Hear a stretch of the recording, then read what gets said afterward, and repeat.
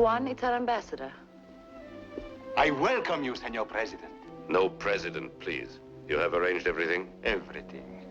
You are incognito. Your name is Martin. Nobody knows your real identity except Mr. McNeil, the chief surgeon. Can I help you, sir? All right. I can manage, thank you. Thank you. I hope that your journey was pleasant. It's good to see you again, Francisco.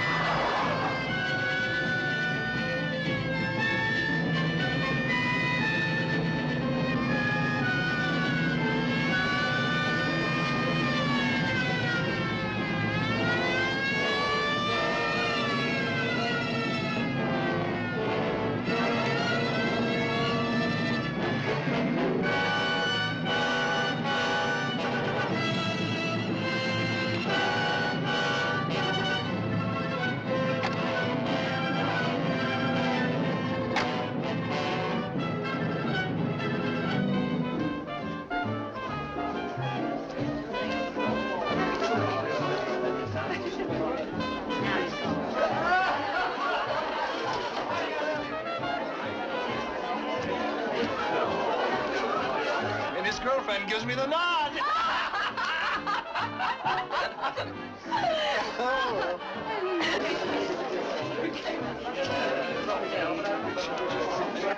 What happened then? Go on. Sorry, baby, something just came up.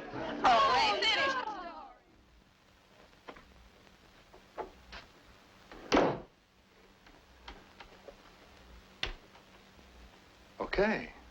Okay, so I'm sorry.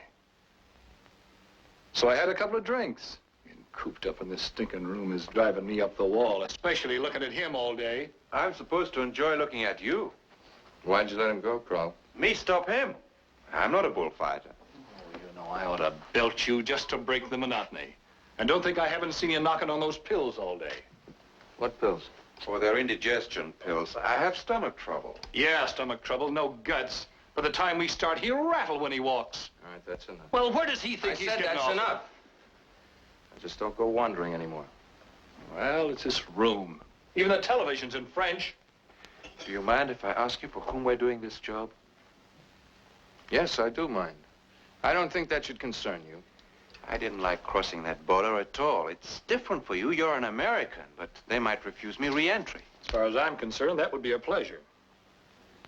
Millions cross into Canada every day. It's still a different country, and you know the state of my passport. Yes, I do. And don't you forget that Dr. Kroll. Now to business. He's arrived. Private ambulance at the airport, just like I was told. By the way, he's calling himself Martin here. So what gives now? They operate on him tomorrow morning at 9. Now, it'll be a long operation. They'll watch him pretty closely afterwards. So, Boyd, for now, you just look the place over. Find out who does what at what time. Quickest way in, quickest way out. Check everything. And are you ready with your part of the operation? Yes, of course. Good. Where do we contact you? You don't. I'll contact you. Any more questions before I go? Yeah, I got a question.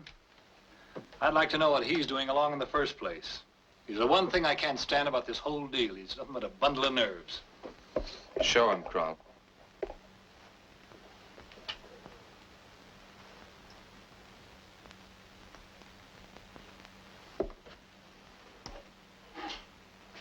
You know how to use one of those things, Boyd? Are you kidding? Well, that's why we've got Kroll along. That's why, Boyd.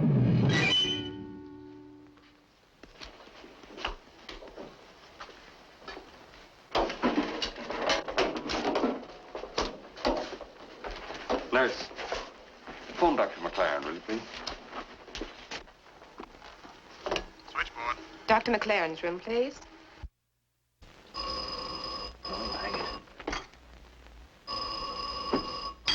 All right, I'm coming. McLaren? Theater here. We're ready, sir. Was the chief there yet? Dr. McNeil will be down in 10 minutes. I'll be right there. All right, I said I was coming. Dr. McLaren, reception, sir. Your wife's on her way up to see you. Well, you know she's not allowed up here. Can't you stop her? She wouldn't wait. I'm sorry, sir. All right, thank you. Good morning, darling. Hello, darling. How was it? Oh, fine. I phoned home as soon as I got to the airport, but there was no answer, so I came straight along here. Look, Margaret, I'm awfully sorry, but I'm in a tearing hurry. I'm due down in the operating theater. How long have you been sleeping here at the hospital? Well, since you went to New York, I didn't see much point in going home. Sorry I'm late back, but something important came up. Something quite important for both of us. Well, aren't you going to ask me what it is? Well, what was it? We can go back to London. There's a wonderful job waiting for you there. Not just a hospital residency. It's a real opportunity. I'm quite happy here, Margaret. Well, what about me? Doesn't my happiness count for anything? Look, we've been all through this before. I've got to get down to surgery now. I'll discuss it with you tonight. I'll be back in time for dinner. But you haven't even asked me what the job is.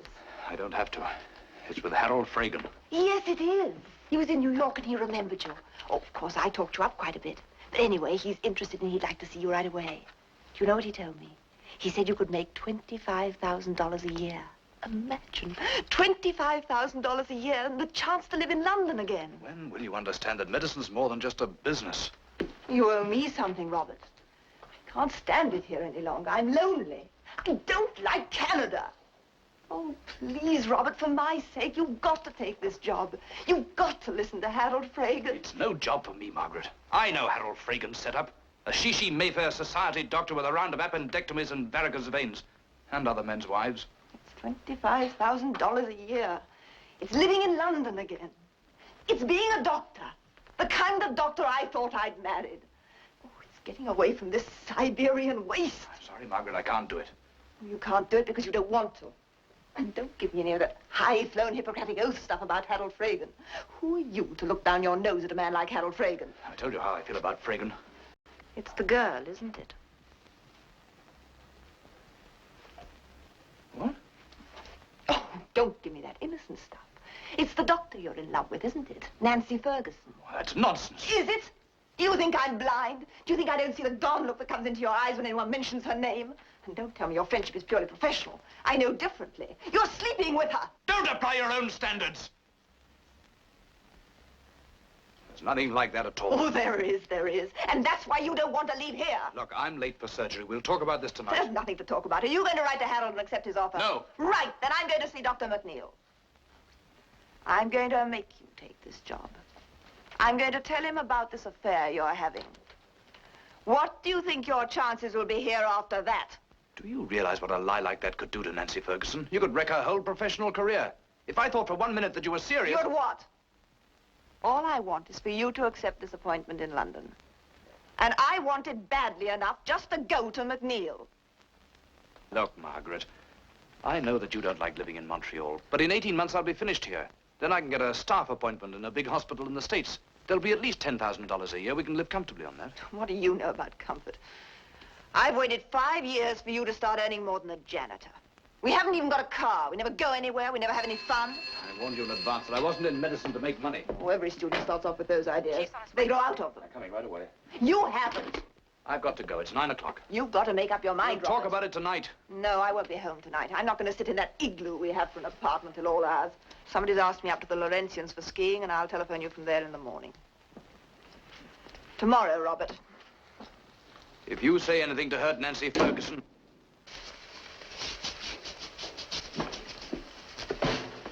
What are you doing here? I'm part of the team.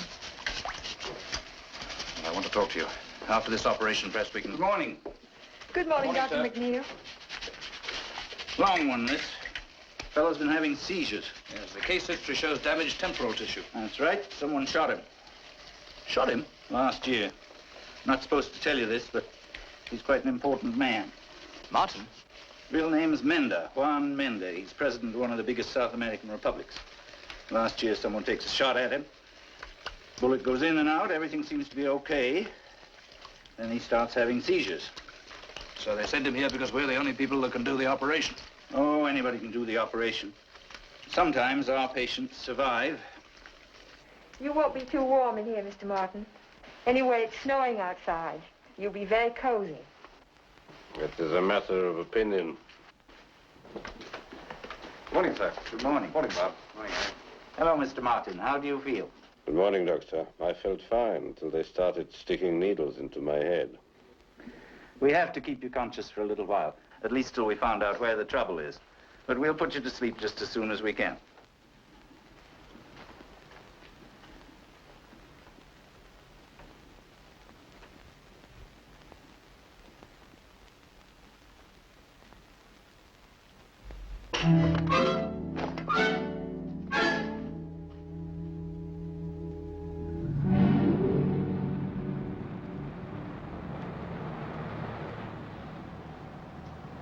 It should be well started by now. These brain operations are dangerous things. He might die on the table. That'd cross everybody up.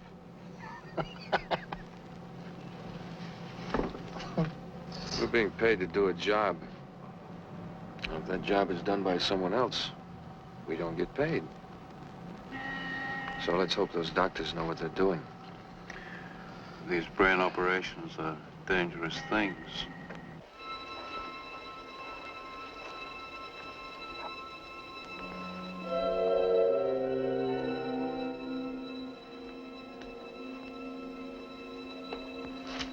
Cautery. On.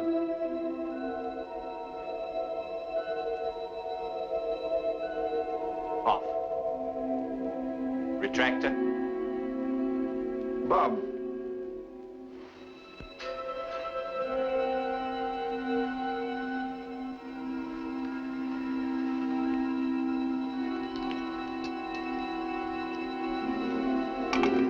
Now, everything's going very well from our point of view, Mr. Martin. How about you? All right, thank you. But I shall be glad when it is all over. Now, this is going to hurt. It'll probably hurt a great deal. Yell if you want to. But please try to keep your head absolutely still. Mm-hmm.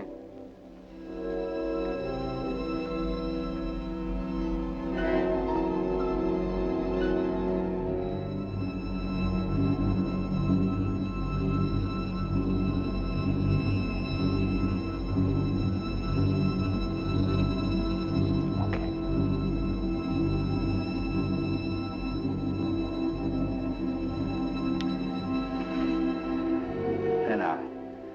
It won't hurt anymore, I promise you.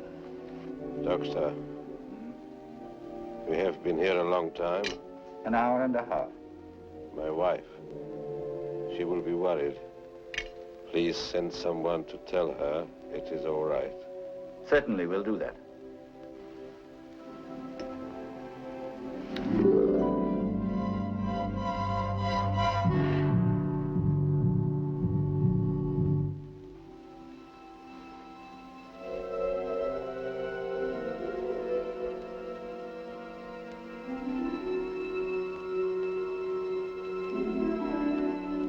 How do you feel?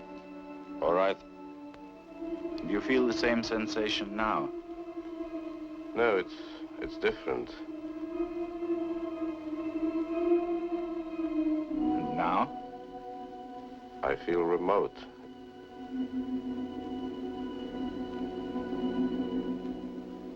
And now? It's funny. I don't remember anything.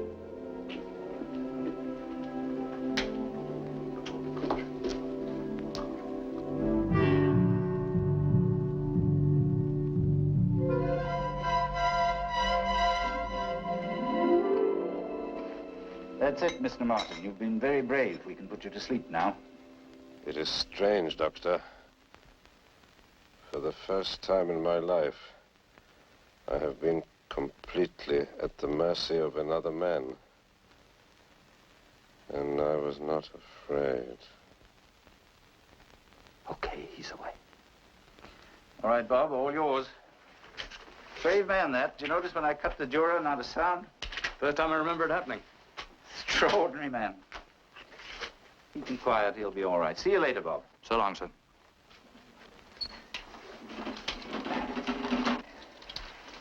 You wanted to see me?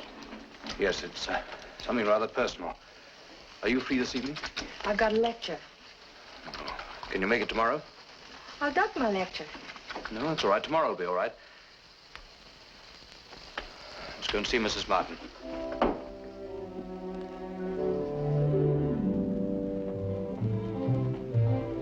You get busy around about visiting time. That's 7:30 and 9:30, but Orderly. otherwise, jobs go around here. Orderly. Where's Mrs. Martin? Oh, she's in number 4 waiting room. Like I was saying, it's not a bad job as jobs go. The night staff come on 8 o'clock, and we don't come on again till 8 o'clock in the morning. No, I haven't seen anyone for hours. Haven't you seen Juan? No, apparently he's still unconscious. I suppose you're bored. Oh, of course, I'm bored. Francisco. See you tomorrow. All right, then. At the hotel at 10 o'clock. Till then. Fine. Bye. Mrs. Martin? I'm Dr. McLaren. Doctor, you were at the operation. Yes, I was. Everything went very well. Your husband took it very bravely. Yes, he makes a business of bravery. About that, I wasn't worried. But the operation, Doctor, was it successful? Well, it's a little early to tell, but I don't think you have anything to worry about. But I am worried, Doctor. I've been here since 9 o'clock this morning. Worrying, waiting. You don't know how I've suffered. Your husband suffered too, Mrs. Martin.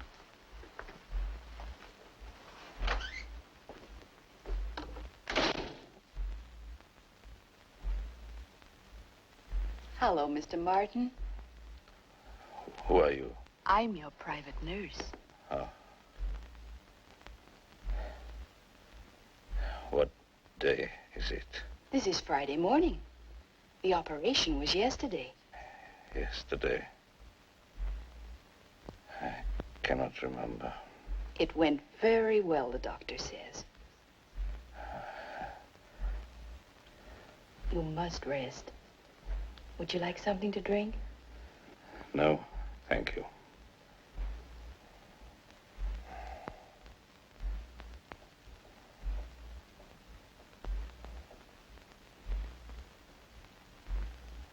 You must lie still, Mr. Martin. What is that thing on the wall outside? What thing? Fire escape? See. Does it go right down to the ground? Of course. All the inside rooms have them.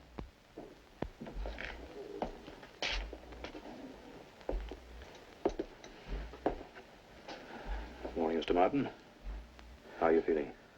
I want my room changed. I'm afraid the rooms are mostly all the same. I want a room without a fire escape. You think me foolish, perhaps, but I cannot stay here. Fire escape? Yes. You see, I had an experience once with stairs outside the window. Now I cannot sleep where there are staircases and where people might climb in. We'll move you to another room, Mr. Martin. With no fire escape.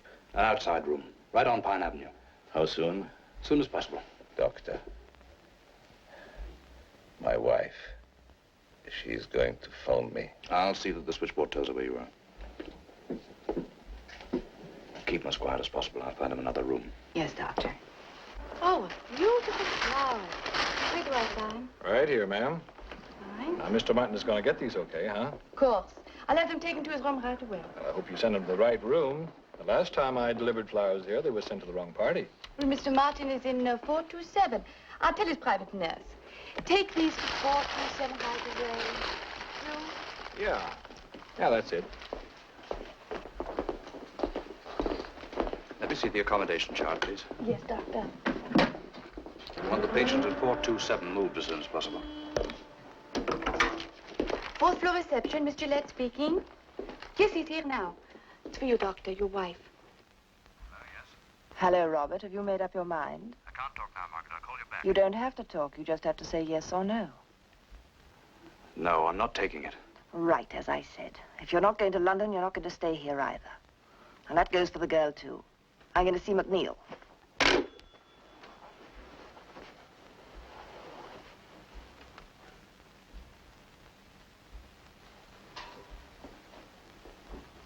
Did you get cut off, Doctor? No, it doesn't matter.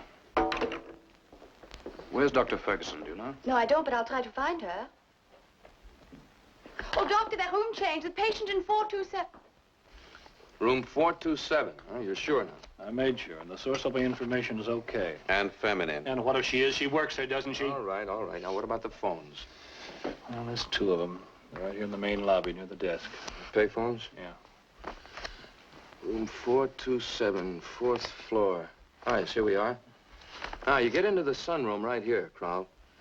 Won't be used after dark. Now, we'll go in with the visitors. Oh, did you check visiting hours start at 7:30? That's correct. Right. What if Manda has visitors? He won't. There's only his wife, and I've arranged for her to be out of town for the day. You know, this guy has a private nurse, you know. That's right. She'll get a phone call. Now, we're set then. Tonight. Exactly how long are you going to need, Crowell? Well, the hypodermic contains 20 cubic centimeters. I have to give at least 60 cc's of air to make sure. That means 3 times. Death is about a minute afterwards, so I'll take at least 4 minutes. Well, now, wait. Now, I thought you were going to give him some kind of an injection. What's all this bit with the air? Tell him, Crowell. It's what's called air embolism, Boyd. Fatal. The patient has just had a brain operation. After he dies, they do a post-mortem. The first thing they do is to open the head and do a detailed autopsy. That lets air into the veins and into the heart. So when they finally get to work on the patient, they never suspect what really killed him. I still don't get it. Naturally, you don't. It has to do with the brain. Oh, You don't have to get it, Boyd. Even if they don't do the head first, Mr. Finch, it's still very hard to find. Look, why don't we just go in and knock this guy out fast? Why do we have to fool around with all this scientific jazz? Because we're getting paid to do it this way. And because an out-and-out assassination could result in armed opposition to Mendes' rivals taking over, that our clients do not want. He must appear to die naturally. Okay, I buy that, Mr. Finch, but just tell me how. Repeat, how are you going to get this guy to lay still while you're pumping all that air into him? Huh? White coat, stethoscope, real professional manner, huh, Crow? My best professional manner. Won't be long now, Mr. Hardy. Oh, I'll sure be glad when it's all over, Doc. Here's the man who's going to stick a needle into you. Oh. This is going to relax you for surgery. This won't hurt. Hi, dear. You shouldn't be here, Mrs. Hardy. Visitors aren't allowed before surgery. Oh, it's not him I came to see. It's you, Doctor. I've been trying to get a private room for my husband. He shouldn't have to share, you know. A man in his position. Oh, it isn't the doctor's fault, Maybe Ellen. not, but somebody's got to have responsibility around here. Well, the doctor's a busy man. That's all right, Mr. Hardy. I'll see what I can do. Oh, thanks. That's real nice of you, Now, Doctor. you just relax. We've got to keep you quiet. See you there, Harry. Right.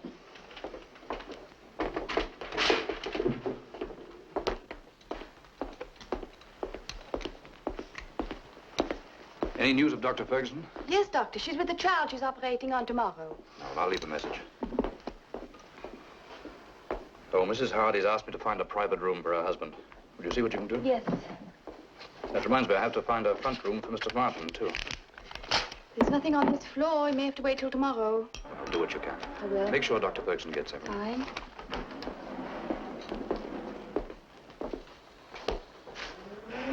I wouldn't mind a love letter from that one myself.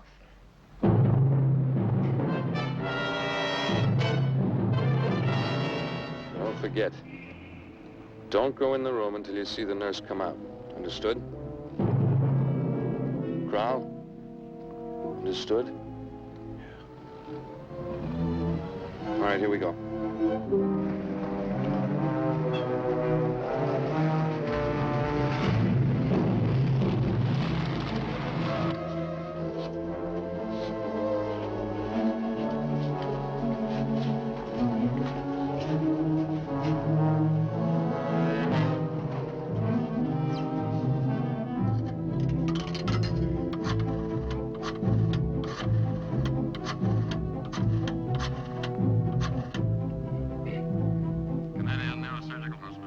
Fourth floor reception, please.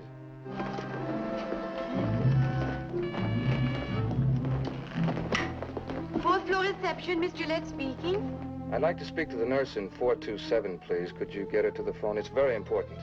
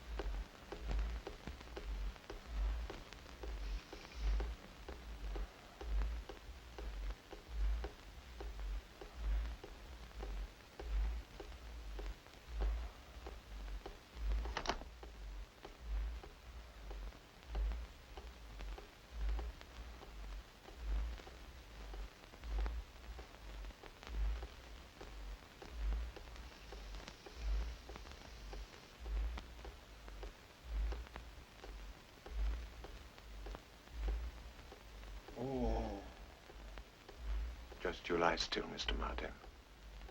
I'm only giving you an injection. I'm sorry. I can't waste any more time. I must go now.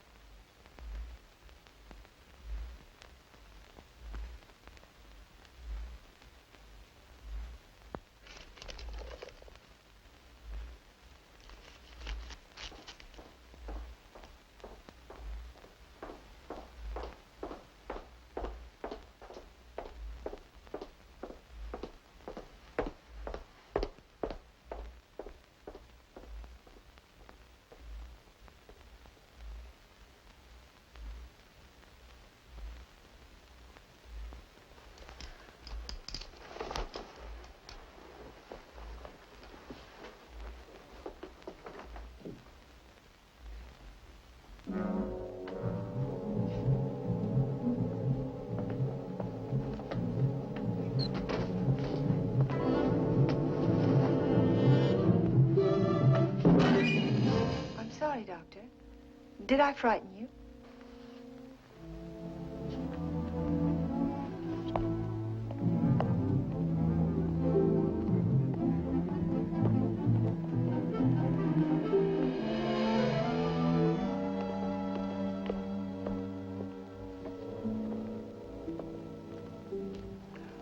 here, Bob.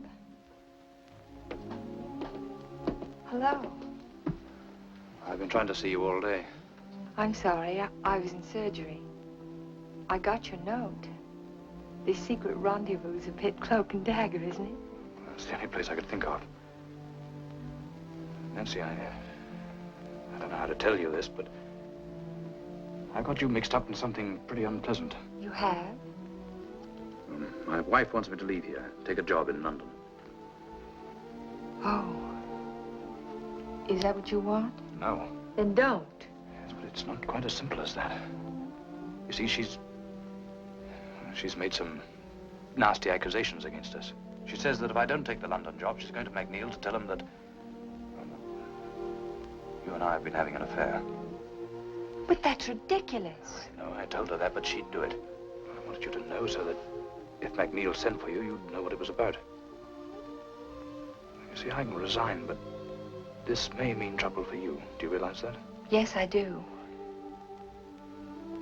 But I really have no right to care. You see, part of what your wife said is the truth. What? I am in love with you. Working with you, seeing you every day. But I had no idea it was so obvious to everyone else. Nancy, is that true? Yes.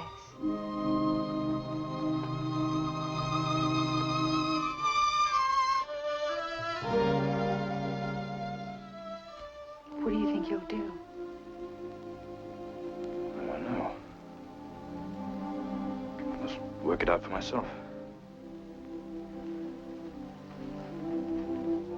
I don't want you to be hurt. Look, I've got to get away for a couple of hours. Give myself time to think. Bob, don't worry. Whatever you decide to do, I know it will be the right thing.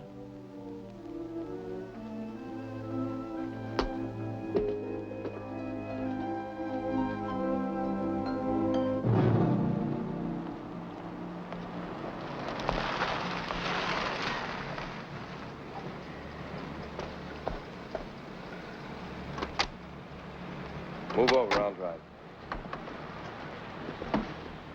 12 minutes right on the button. Too bad they switched the rooms. I've never known 4 minutes take. What? What did you say? They switched the rooms. They told me on the phone men had been moved. Oh, my God, no. You didn't go in. Of course I went in. I waited for the nurse to come out like you said she would. Was there anybody in there? Yes. Hey, what gives? What's the strain? It was Mender. Could have been a stall. Maybe they didn't switch rooms The man in after there all. looked as if it could have been Manda. Yes, I'm sure it was Manda. I did what I was told. I followed your instructions. The man was under sedation. I produced the air embolism, and I waited. I waited almost 4 minutes. It was like waiting 4 years. I made sure he was dead. I fulfilled my obligation. Couldn't have been Mender. He had no reason to lie about switching the rooms. And I was seen. Oh, Great. A girl, an intern, a student, maybe. She was in the sunroom. She seemed suspicious. No, I don't think so. And there was a doctor in the corridor. He saw me. Well, you've done everything just fine. You've killed the wrong man. You're spotted by 2 people. Shut up, Boyd. Well, don't worry about it, Crow. You're in the clear. They won't suspect anything. But they might. If this You're man... in the clear, I tell you. It was an unfortunate mistake. You acted foolishly. You should have found out whether it was Mender or not. I acted foolishly. How about you? Now, Crow, let's get one thing straight. You don't question me about anything. You're the one with a phony passport. You're the one they want in California. So I do the driving. And just remember that.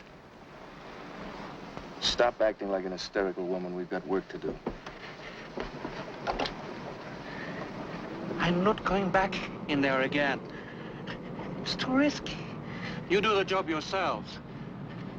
I never go back. It's a rule with me. They say that rules is meant to be broken. So you can take your choice, Doc. It's either your rule or your head. back in there. Look, like Mr. Finch says, we've got some work to do. I am not going back in there. That's enough, Boyd. You don't want him marked up too much. We still have to use him. You want to go back now, Mr. Finch? No, not tonight, Boyd. You still have a little planning to do. Before you take him back in the hotel, clean his face up.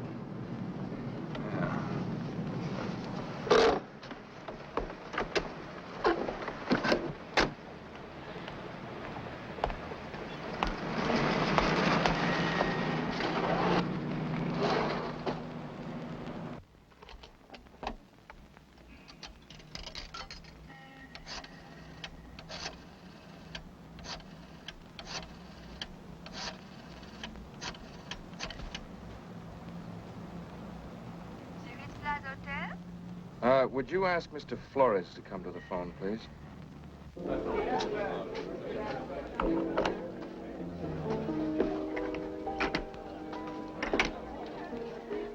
Hello? Hello, Flores. Did you enjoy your day with Mrs. Martin? Yes, thank you. Good. I want you to send the following cable. Commodity not yet available. Expect delivery within 48 hours. The party at home will not be pleased. What went wrong? Nothing for you to worry about. You just send the cable. I'll contact you later.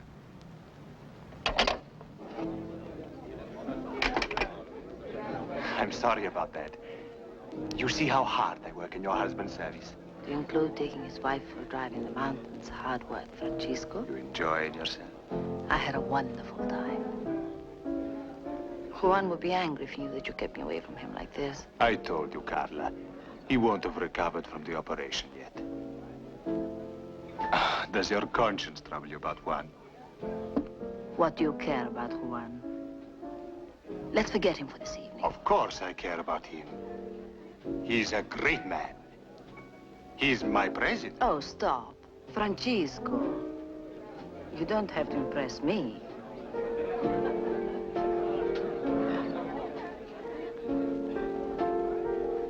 Francisco. You know, the only reason I came here was because of you. Me?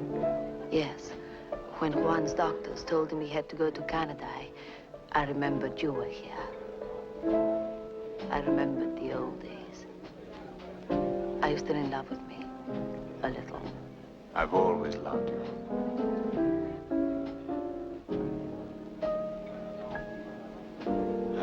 Juan is a lucky man. I envy him. Why? He should envy you.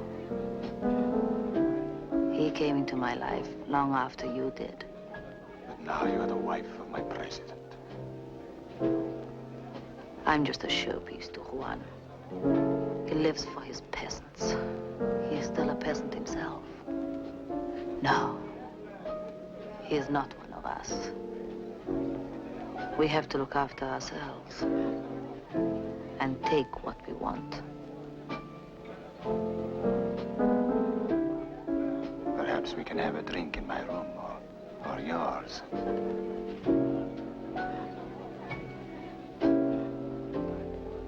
Mine. I am the president's wife. I have the best suite.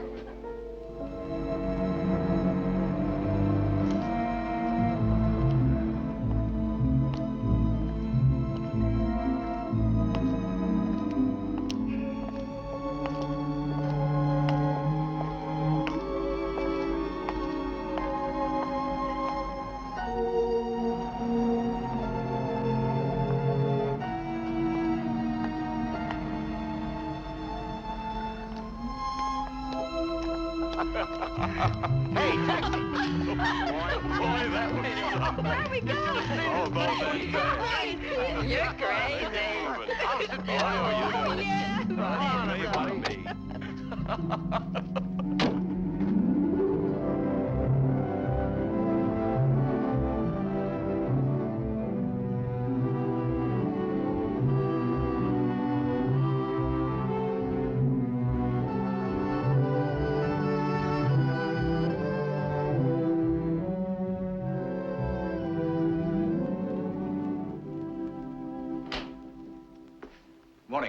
morning, Doctor. Is Dr. McNeil free? I'd like to see him. Yes, he is. You can go straight in. Come in. Oh, Bob, I'm glad you're here. I want to see you. Yes, I know. And I was very anxious to discuss it with you. You see, my wife This and I... is about your patient, Mr. Hardy. Hardy? Yes, there's the disc operation yesterday afternoon. Yes, well, what about him? He died last night. He died? Doesn't make sense, Bob. Everybody knows that the mortality rate in cases of this sort is practically nil. I do think you should go into the history in every detail and give me a report. Yes, well, I'll order an autopsy right away. Yes, I agree. I think there should be one. I'm sure I can get the widow's consent. What time did he die? Between 7:30 and 8 o'clock. The day nurse took a telephone call and went straight to supper. The night nurse found him when she came on duty at 8. Thanks, sir. Oh, Bob, you mentioned your wife. Is there anything wrong?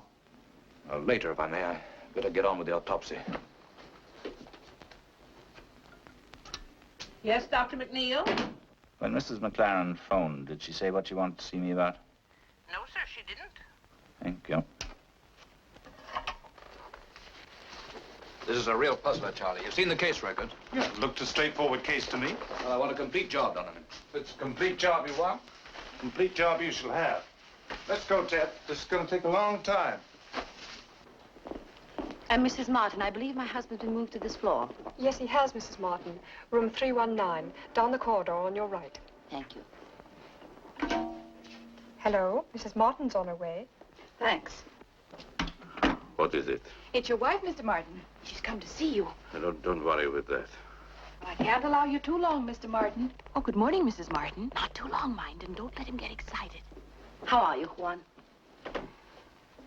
You did not come yesterday. And you didn't phone me. I thought there were no visitors. Nobody forbade me visitors. You are lonely in Montreal. I hate this country. It's so cold. Did Francisco Flores not take you out to dinner? Yes, You used to know him, of course, in the old days. yes. They are a worthless lot. His family, I mean. It's not their fault, I suppose, but in our country, the rich have no sense of responsibility. You married one of them. I know. I often wonder how they will adapt themselves to the future of our country. Why should you care? You were the one who took their privileges away. I do care. They have their place in the structure. They are part of the people.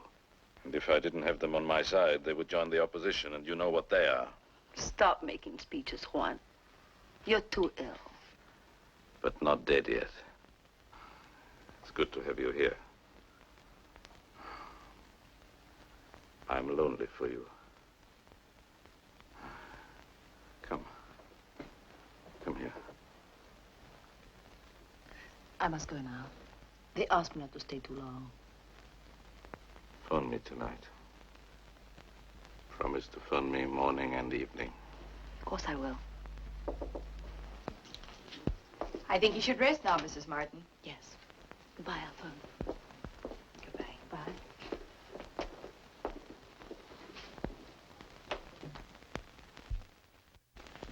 Hello, Bob.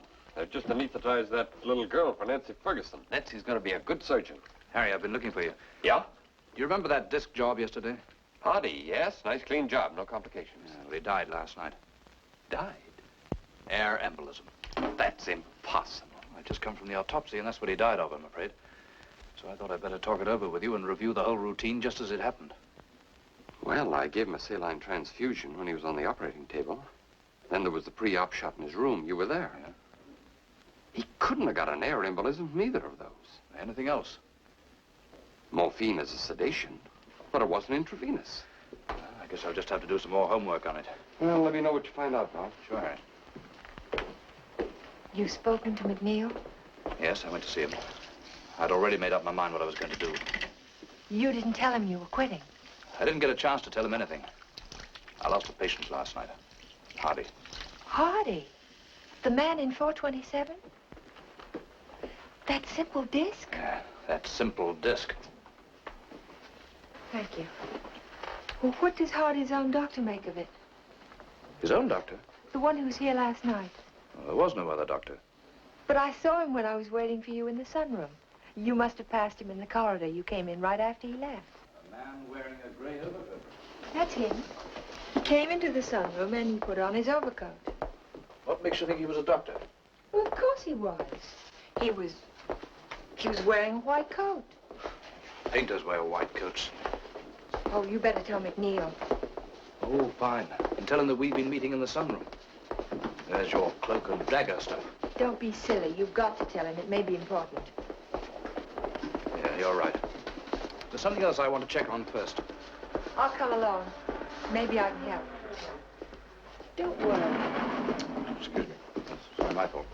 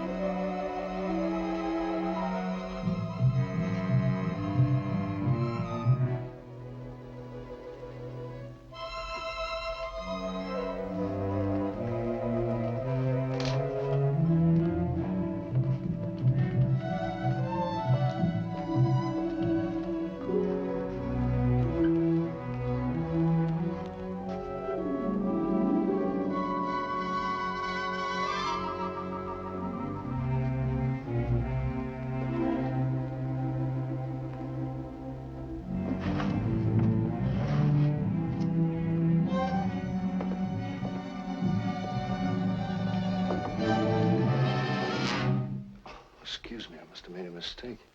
319. Are you looking for someone? I was looking for 309. Oh, it's at the end of the corridor. Right, thank you. Nurse. My statue over there. Would you fetch it for me, please? Yes, of course. Here? Yes, thank you.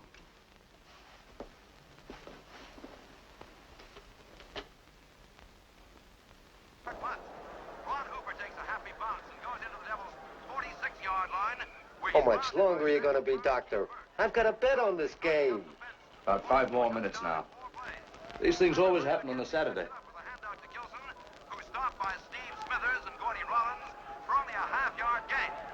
Second down.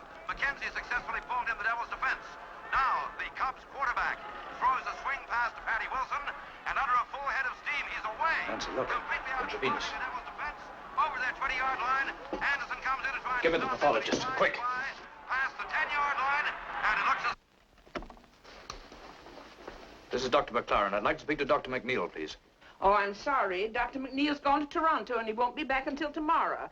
Is there any message? No, just tell him I must see him as soon as he returns. Yes, I will.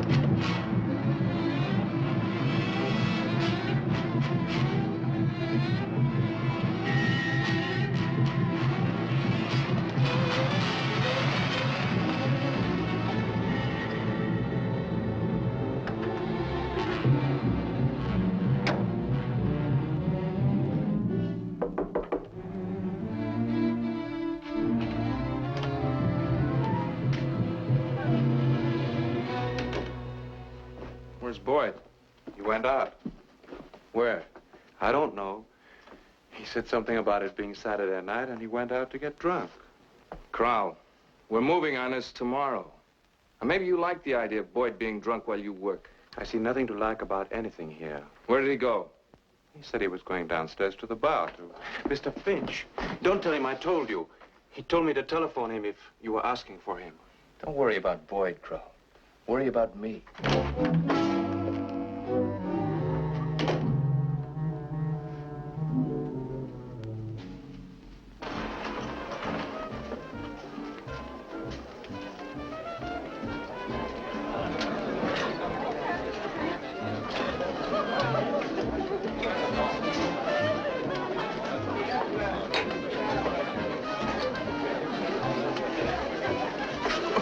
Sorry.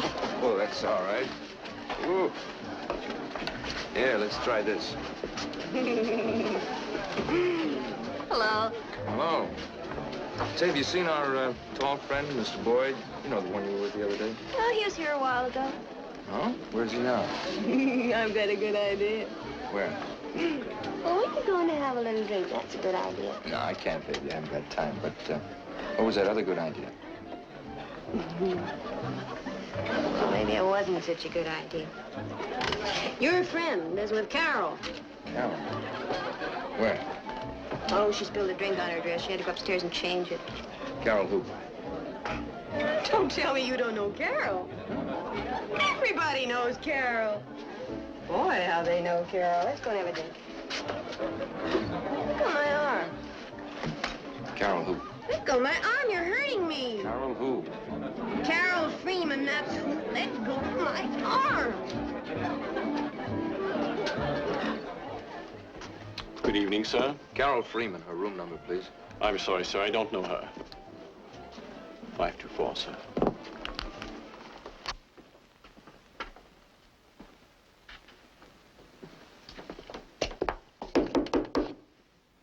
Who is it? I want to speak to Mr. Boyd. Well, he's not here. Boyd? Look, I said he's not here. Let's go, Boyd. Look, Mr. Finch, this isn't what you think it is. No, it certainly isn't. Why, I spilled a drink on my dress, and Raymond here was trying to help me fix it. Oh, I believe you, madam. Let's go, Raymond. Don't you call me madam. Say goodbye to the lady, Casanova. Are you going to let him talk to you like this? Who does he think he is, barging in my room like this? Who do you think you are? Why don't you shut up, dear? He's not going to talk to me like that. Tell him, Raymond. Tell him, Raymond. Who is he, your master's voice or something? I'm going to phone the manager and get him thrown out of here. Get who thrown out, dear? Oh, get out, both of you. Go on, get out of my room.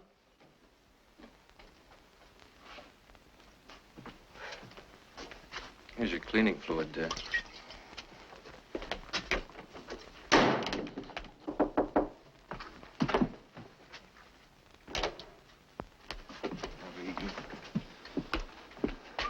Look, what was the harm having a drink with this little chicken? As soon as this job is through, so are you and I. And you goof off just once more, my friend, and you won't even be around for the payoff. Do you understand? You understand me, Boyd? Yeah, I understand. I told our contact to Cable South America that delivery will be made by tomorrow night at 8. Let's see that it is.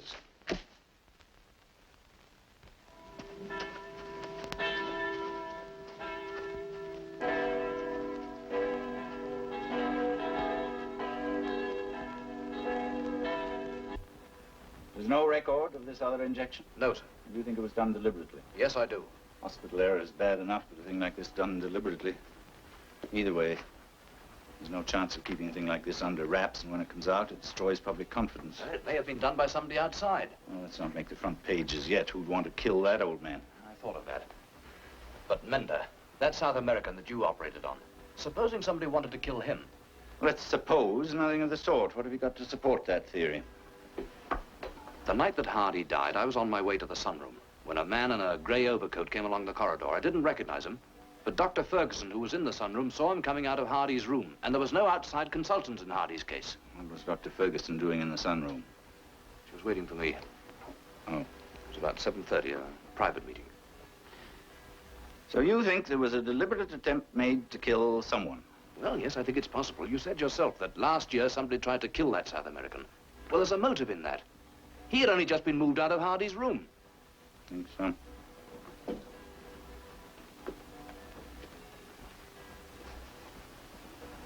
Do you read detective stories, Bob? It's your decision, sir, but I think we ought to call in the police. We've already had one unexplained death. Now another patient may be in danger. Thank you. But as you say, Doctor, it's my decision.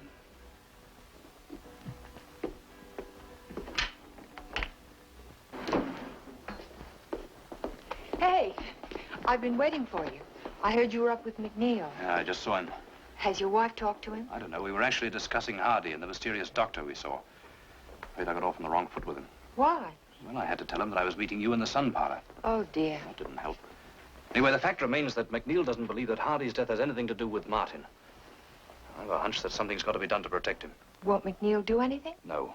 Martin came here incognito, and he wants him to stay that way. But I'm going to act for him, because I know I'm right. Hey, wait a minute. Wait for me. Nurse, Morning, sir.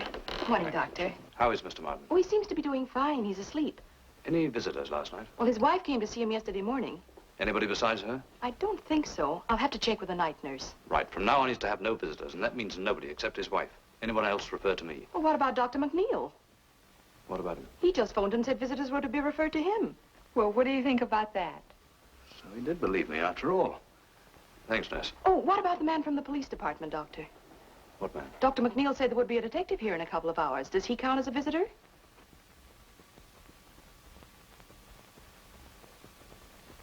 Carla. Who are you? I'm Detective Sergeant O'Brien, sir. Royal Canadian Mounted Police. I'm going to sit with you for a while. What is wrong? Something has happened to my wife. No. Nothing like that. Just routine. Someone tried to kill me. No, sir. Whoever gave you that idea. You did, Sergeant. Imagine, my darling, no detectives, no security, because one is incognito. You realize that if you had traveled officially, we would not be alone like this. Yes. It's like being on a cruise, away from everything you know. Then the voyage ends. But this voyage will not end. Yes, it will. We have other responsibilities. Oh, I'm not happy. But I pity Juan. He's sick and he needs me. I need you. And I need you longer than he will. He is finished. And if he were dead... But he is not dead, Francisco. The doctors say he has an excellent chance to recover. But he may die. Oh, let's not talk of death. I will go and see Juan this afternoon, and you must go back to the embassy. And that's the end of it. It's not the end, Carla. I want you. I always will want you. Come here. This may be the last time.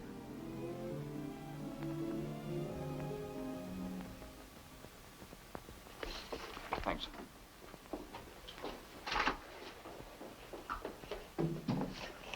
Hi. Hello, Kathy. Hello, Dr. Val. Well, you look practically brand new. Dr. Nancy said I'm gonna be able to go home soon. Well, if Dr. Nancy said anything, you can depend on it. Margaret. Margaret, wait. Just a minute. I want to talk to you.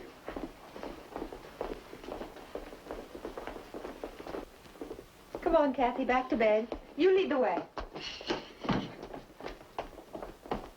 If I hadn't seen you leaving, I wouldn't have known you'd been here. You'd have known soon enough when McNeil sends for you. What did you tell him? Everything. I'm sure you painted a very pretty picture. Oh, Robert, you'll thank me for this later when we're back in London. I know you hate me now, but remember I did it for us. In London, you can be someone, a real doctor, not just an assistant working night and day for wages that a garbage man would refuse. Oh, it'll be better. I know it will. Margaret, I'm going to divorce you. I wouldn't give you a divorce. I'm not asking you to. There is evidence. Evidence? Well, let's not go into that now. I only know the half of it, but that's more than enough. This kind of thing has to be done in public, you know. And you don't like dirty women on the line. I can't help that. You wouldn't dare do it. You wouldn't go through with it. Try to understand that I am going to go through with it, and I am going to divorce you, even if it means dragging in Harold Fragan and some of the others. From now on, I'm going to handle this your way. You can have the apartment, and there's a few $100 in the joint account. You can have that, too. Just a minute, Robert. Just 1 minute. Bye, Margaret.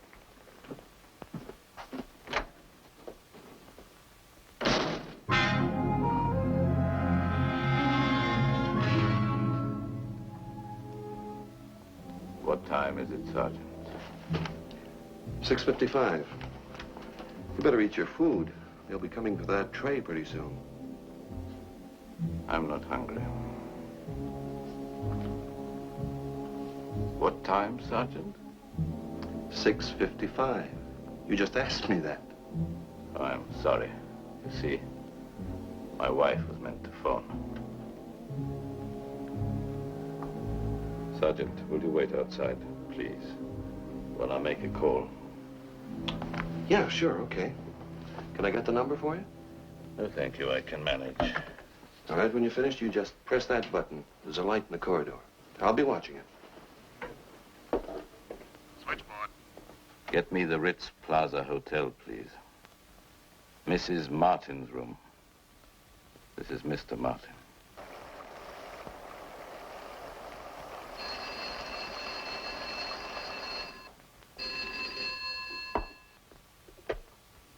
Hello. This is the floor waiter.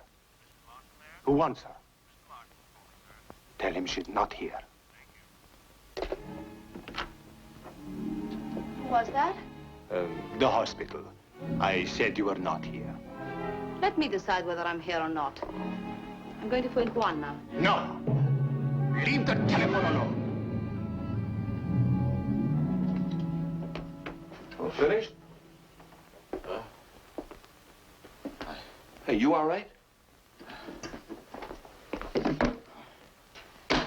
Dr. McLaren, quick. Dr. McNeil's office. Is Dr. McLaren there? Yes. Yes, he's here right now. It's for you, Dr. McLaren. Oh, yes? Emergency on 319, sir. Oh. Yes, I'll come right away. Right. But Dr. McNeil will be free in a moment. You're not leaving, are you? I'll see a patient.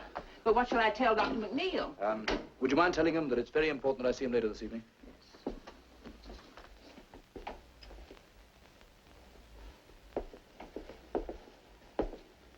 Hello, Mr. Martin. Not feeling too good? I'm perfectly all right now. But I want to talk to you, Doctor. Are you worried about something? Sit down, please.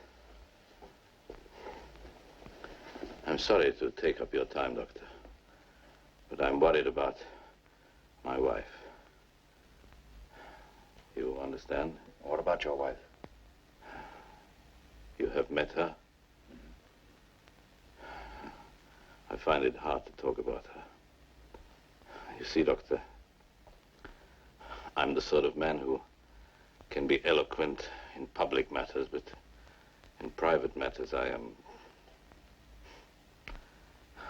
Are you married, Doctor? Yes, I'm married. I'm sure you will understand my concern. See, my wife is unhappy. It's my fault. Ever since we married, I've been busy, too busy, always away. And she's very young. But I won't bore you with that. The point is, she promised to phone me this morning and again this evening, but she has not done either. Well, I shouldn't worry. Perhaps she's been busy up to now. I'm sure that... How can that be? She has nothing to do in Montreal. I tried to phone her hotel, but there's no reply from her room. That's why I'm upset. Something must have happened to her. Well, we mustn't have you upset. It's not good for you. I'll try and locate her. I should be grateful. I'm sorry. I don't usually behave in this way. But you see, Doctor, for the first time in my life, I feel frightened. That's your injury. The brain plays strange tricks on all of us. I'll try to find your wife. I'm sure she's all right. Meantime, it's dangerous for you to worry. Worry? Doctor, I've had worries all my life. Big ones. They are as natural to me as the air I breathe, and I'm quite used to stand alone. But Carla, my wife, she is different. All right, I'll do what I can. I'll let you know as soon as I find her.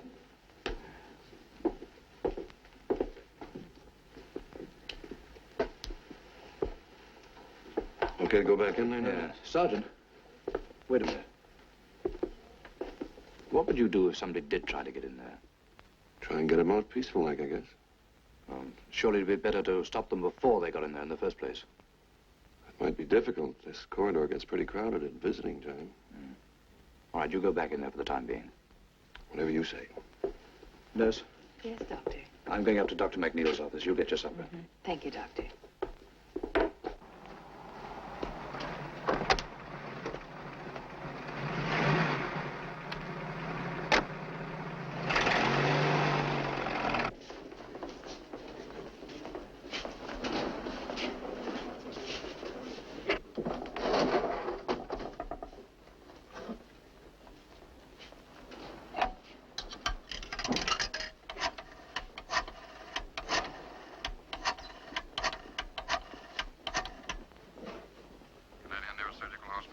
Third floor, please.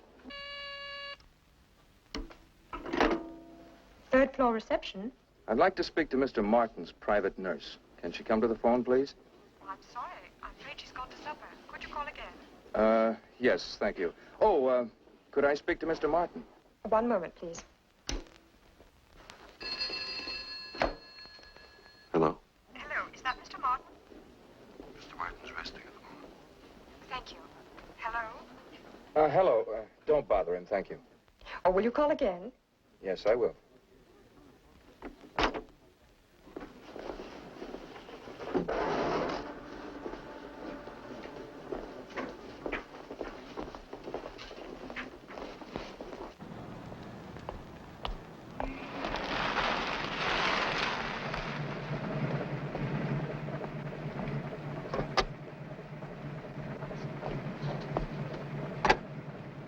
What went wrong? We nearly got our fingers burned. The nurse was out of the room having supper. But there was a doctor in there. A doctor? Oh, that's great. That's just perfect. A doctor in the room? Well, suppose there is a doctor in there. He's not going to stay all night, is he? No, I suppose not. So that leaves the night nurse. She comes on at 8. But if they're putting calls through to his room, how are you going to get the nurse out? We wait until Mendes is asleep. Then they won't put any calls through to his room. Say about 11. No visitors after 9:30. I checked that. So we go in at 9 and stay put. I found the perfect spot. It's a room they use to store flowers in after they take them out of the patient's rooms. So we work out of there and leave by the stairs at the rear. But how are you going to get the nurse out of the room?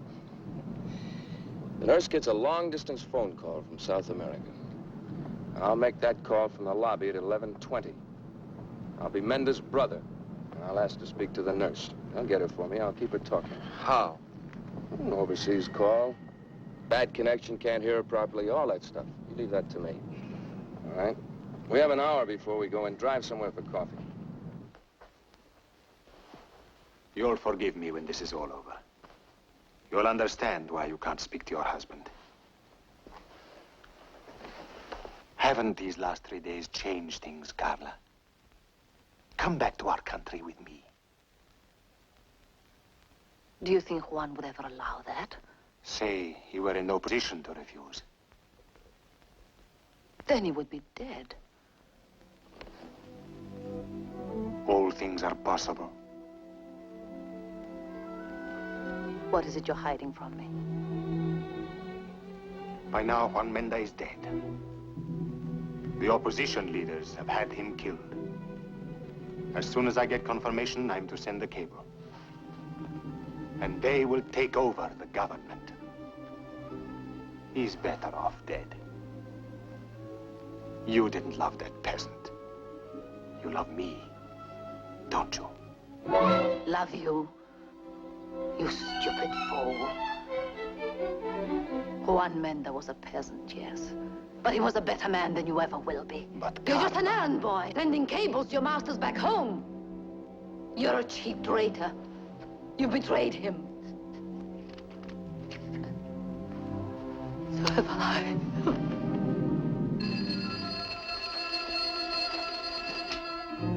Hello? Canadian Neurosurgical Hospital. Neither of us will leave this room until I get confirmation that Juan is dead.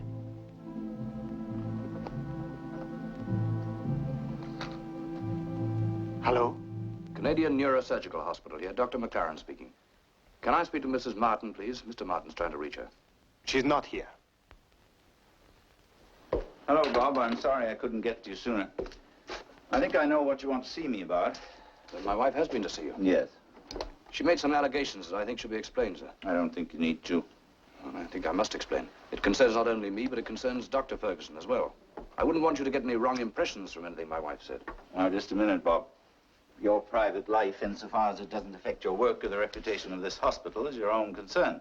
Thank you, sir, but because of Nancy Ferguson's good name, I still think I have to explain. Bob, do sit down.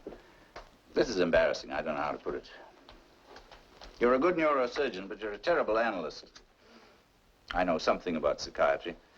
I hope you won't be offended if I tell you that when your wife saw me, she was quite definitely, well, let's say, emotionally upset. Yes, I know. But I want to make it clear that Nancy's not to blame for this. You know, our job isn't easy, but I sometimes think it's harder on our wives. Yes, it has been hard for Margaret. But she must have known what she was letting herself in for when she married you. I suppose so. And if you want to continue as a neurosurgeon, she'll just have to put up with it. Well, that's the point. She doesn't want me to continue in this work. Her alternatives, well, it's not the kind of medicine that I want to practice. You know, you're not the first man who's had this trouble. I had it myself. You? Years ago. Funny. Nobody seems to remember it anymore. Least of all my former wife. She married again. Yes, I'm afraid I made a mess of things. I didn't pick the right girl. If it had been someone like Nancy Ferguson, for instance. Yes, she came to see me today, too, about this business. You've got yourself quite an advocate in her. I don't see my staff much socially. Today I realize that's a mistake. Their happiness or their unhappiness affects their work. Till a man solved his own problems, he can't do much to help other people. It's doubly true for a doctor. This is your problem, Bob. Anything you decide's all right with me. But for the sake of your work, the sooner you clear it up, the better. I understand, sir. Thank you. Oh, Bob. I didn't believe your wife's story. Thanks. Now, what about Mr. Martin? Oh, I saw him just before I came here. He's worried about his wife, too. I don't blame him. Night.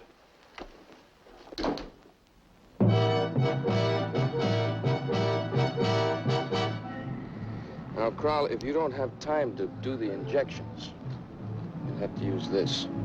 But before you do that, think of the bonus. $50,000. You just keep thinking of that. Straight? Yeah, okay. Kroll? Sure.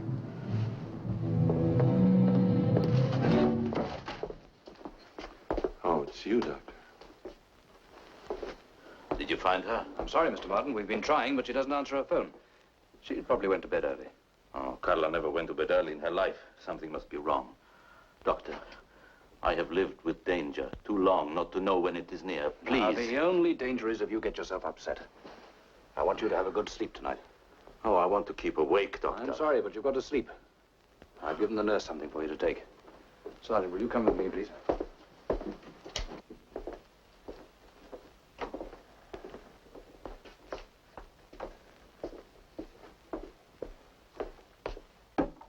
I must have a trained person in there in case of a seizure.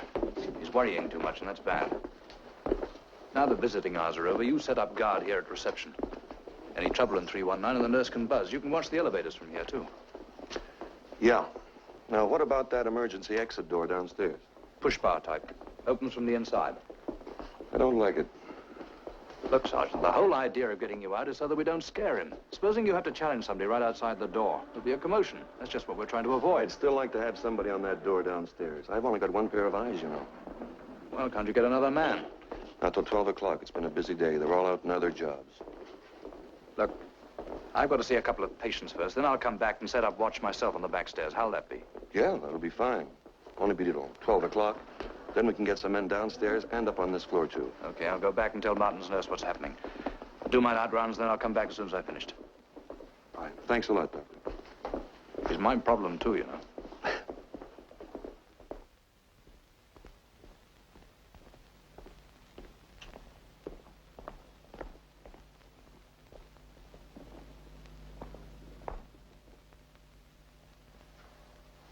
Doctor just went in. Probably just routine. Well, all we have to do now is wait.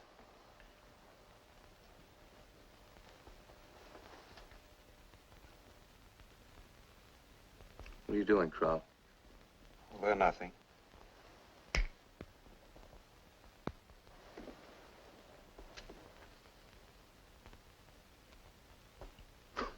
Stomach pills. All right, here.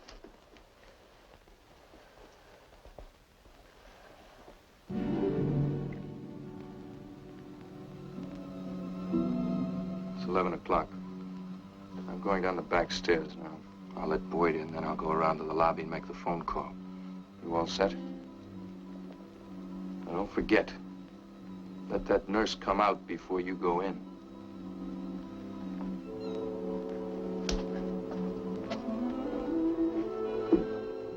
You don't look like a Mountie. I left my horse outside. Do the Mounties always get their man, like they say? Well, they got me. Sorry I was so long. We had an emergency. Everything quiet? Yeah, so far. Has Mrs. Martin phoned yet? No, Doctor. That's funny. The hotel said she had lunch there, and they haven't seen her leave. But when I phoned her suite this evening, a man answered and said she wasn't there. Hmm. I know the house detective there. I'll get him to check that. Right, sir. I'll go and watch the back stairs. Oh, I expect Dr. Ferguson will be looking for me. Would you tell her where I am, please? Yes, Doctor. Would you get me the Ritz Plaza, please?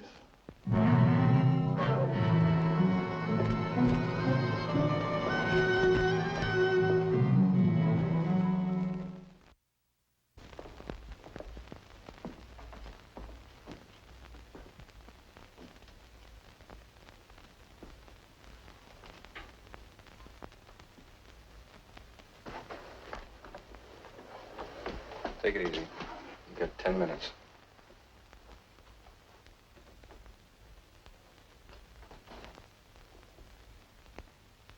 Why the telephone doesn't ring? You're in trouble, aren't you? My husband isn't dead. I know it. Who are you? What do you want? I'm the hotel detective. I've been asked to check. Thank God you're here. This man is trying to kill my husband. Don't take any notice of her. She's very upset. If you don't mind, sir, I'd like to look into it. Well, we'll certainly have to check on it, won't we? Don't worry, Mrs. Martin. Your husband's okay. Oh. Oh. Good evening, Sergeant O'Brien. Good evening, Doctor. Is Dr. McLaurin on this floor? Yes, he's over by the back stairs. Backstairs? He's doing a bit of police duty to help me out. Oh, I see.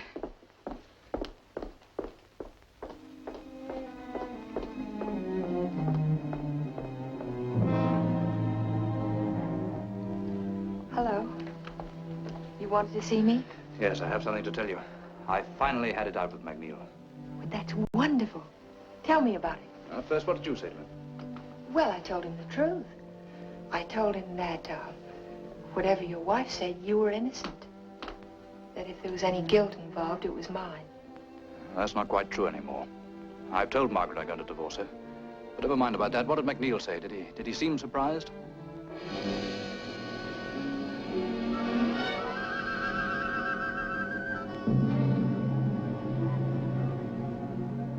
But aren't you glad it's all out in the open now? That everything's been said? No, it hasn't, darling. It hasn't all been said. I love you.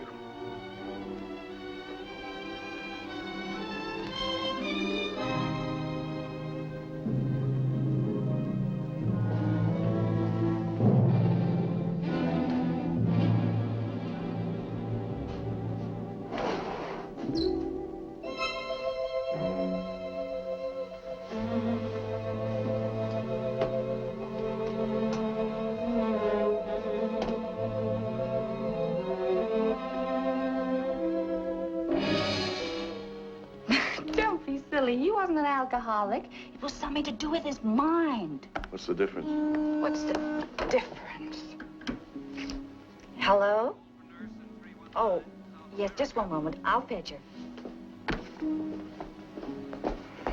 What's the difference?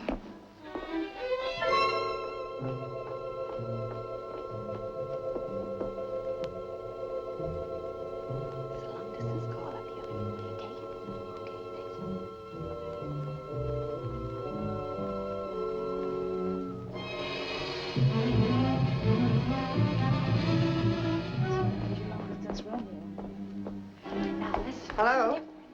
What's wrong? Oh, yes, I am a special nurse. Oh, no. No, he's asleep. Who? His brother. Oh, hello. Oh, I'm sorry, I can't hear you very well. It's a very bad line. Oh, a call from South America. Oh, yes? All right, I'll wait.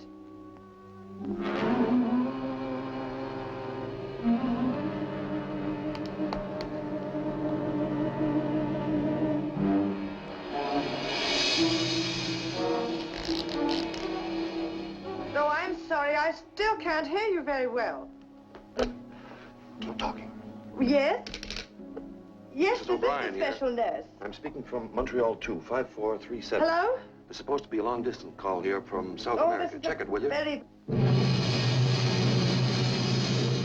Pick up whoever's at the other end. This is urgent. Hello? Keep talking. Yeah.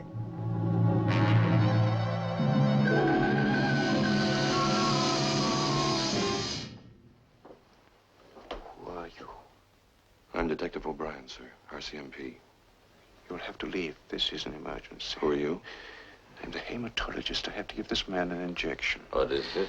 It's right, Mr. Martin. You'll have to be identified before you give that injection. Identified? Would you please get out of Not here? until somebody identifies you. Will you stop worrying It's me? my Can't job you to see? worry. I never know who you are. This is ridiculous. Do you mind stepping outside, please? No, if you want to know, you go and get a nurse. I'm not leaving you alone with this man. But this is outside, please. We're supposed to be experts in the functions of the brain, and there are so many things we don't understand. I never knew I was in love with you, for instance. Well, there's one thing I do know. My brains are better than yours. I've known I've been in love with you all along. What's that? Someone in the corridor. I'll keep an eye on one of you.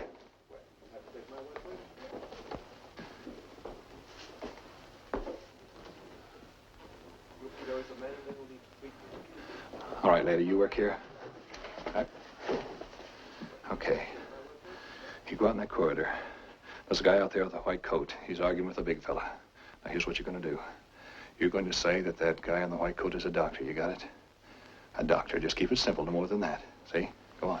Don't do it, Nancy. Time for the nurse bit now, baby.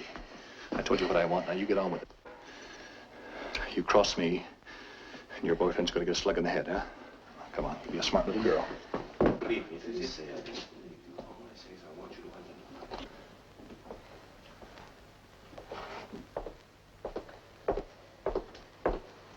Good night, Doctor. Good night, nurse. Just a minute, please. You know this man? Yes, Then you can identify him? of course. He called you nurse, Dr. Ferguson. Maybe you can tell me his name. Yes. It's Dr. Watch out!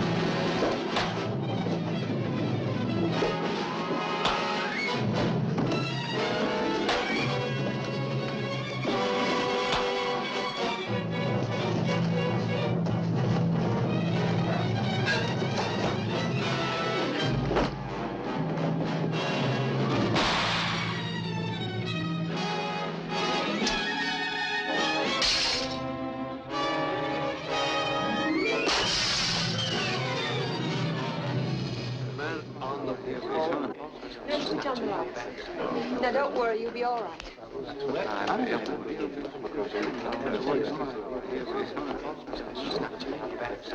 All right, let's get some help down here. Please, you must go into your Clean this up. Police will be here very soon. Now, sir, everything is fine. You just go back in your room and stay there. You keep him there, nurse.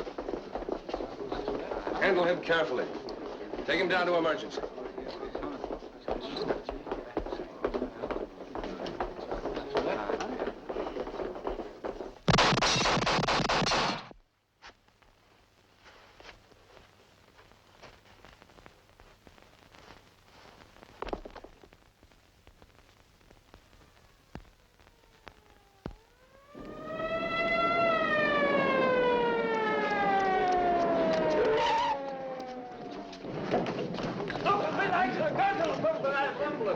The dog's alive. Get him to surgery.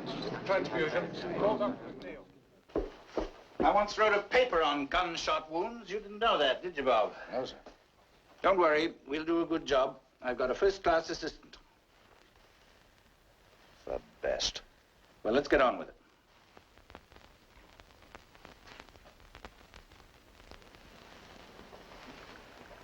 Breathe deeply, darling.